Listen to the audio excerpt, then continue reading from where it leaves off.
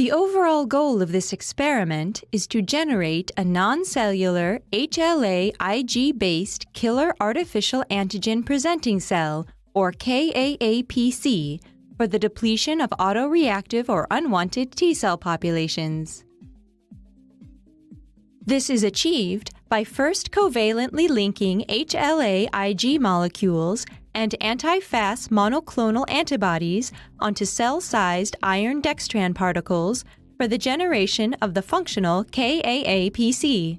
In the second step, the KaAPC are characterized by flow cytometry to ensure their proper functionality. Next, the KaAPC are loaded with different peptides of interest to target the unwanted antigen-specific T-cell population.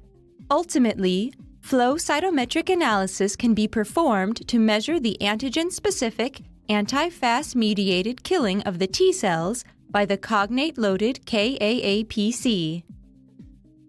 We first had the idea for this method when we encountered problems working on the development of a cell-based killer antigen-presenting cell, while we at the same time were working on the development of a bead-based platform technology for immune cell modulation.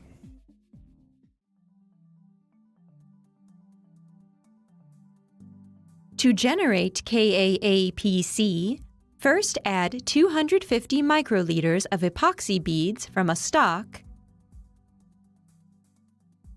and 250 microliters of freshly prepared borate buffer into a sterile, screw-top glass vial.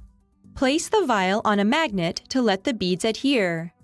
After 2 minutes,